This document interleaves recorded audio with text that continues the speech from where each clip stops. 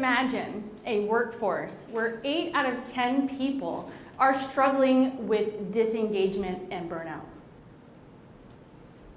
You don't have to imagine it. We're living it. We're living it right now. But what if that $8.8 trillion we lose in global GDP every year, what if the solution was not to work harder, but to shift our perspective? A few weeks ago, I was sitting in my car getting ready to present at an event, and I hear this noise. What is this noise? What is going on? Oh, I know. We just got our car back from the mechanic. He probably screwed something up. Something didn't go back right in the way it was supposed to be. So I turn my car off, the sound stops. I turn my car back on, the sound starts again. Well, I've been married for 23 years, and I know my husband will not believe me if it doesn't make the sound for him. So I get my phone out and I record my car making the sound. I got my video, turned the car off, but the sound is still there. I look up, out my windshield, and there is someone using a weed eater. Talk about the wrong perspective. Have you ever had a moment in your life where a situation changed the entire way you viewed everything? In 2011, my husband and I found ourselves sitting in a hospital room at Riley Hospital for Children.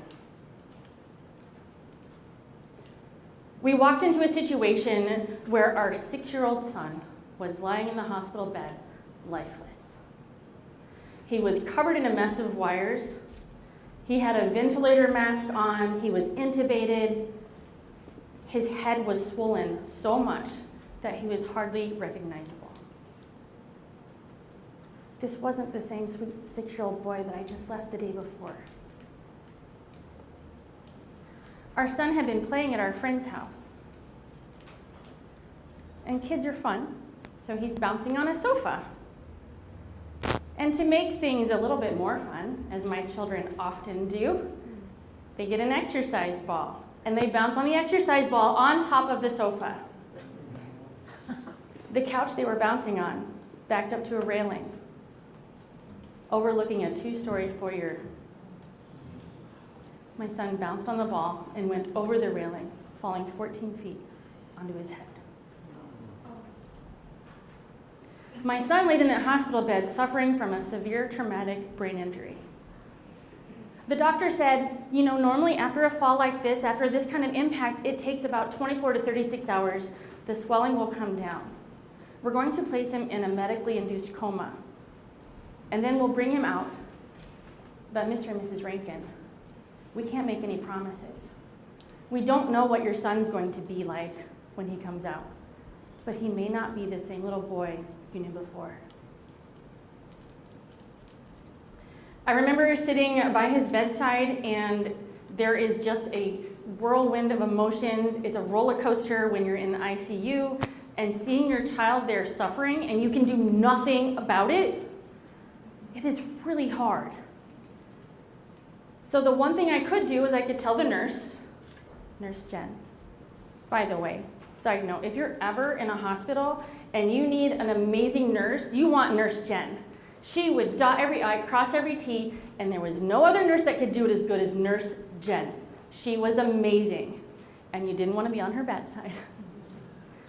I told Nurse Jen, we've got something coming out of my son's nose, and I don't know what it is. So Nurse Jen took a sample of what it was. She went off, got it tested, and when she came back, she looked at us and said, well, Mr. and Mrs. Renken, we thought it was a problem, but it's not. No, I mean, it's snot. Your son has a runny nose. As a mom of 6, I've never been more excited about snot in my entire life. But in those moments, sitting there with our child, not knowing what the future would hold, I started thinking about who I was as a mom. I grabbed my sweet little boy's hand and said, Will, Mommy's right here. You're going to be okay. And when you get out of the hospital, I'm going to take you to the park like I always promised. I'm sorry I've always said I'm too busy for you.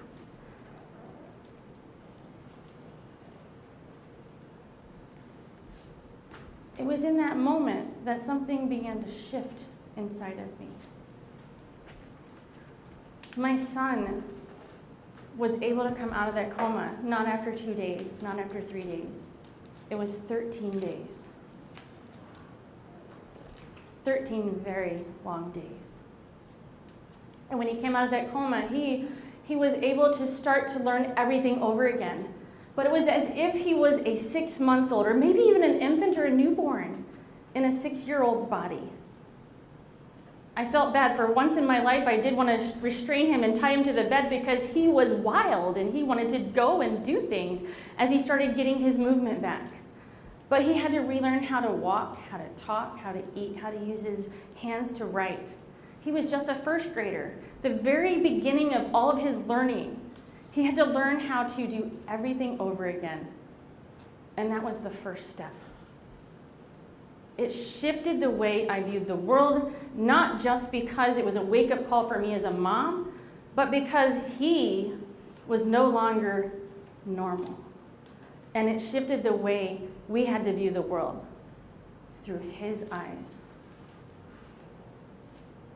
School was a challenge. I know parents love school and they love homework and they love having their children come home with all sorts of tasks and things to do. But it was always a challenge. We would go to war with the school. We would fight against them and butt heads with them, and it was a struggle all the way through for those 12, what was really 13, 14 if you count pre-K, 15.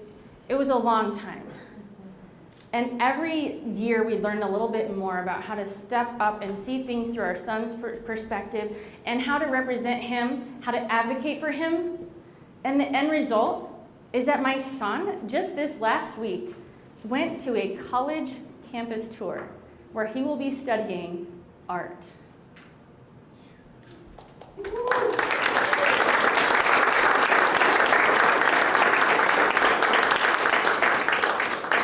The bonus is that they gave him a scholarship.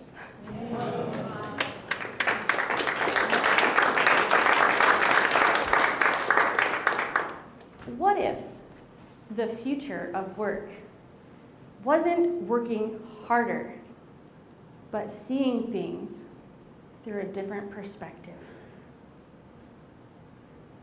What are you focused on? Are you focused on the car and the noise?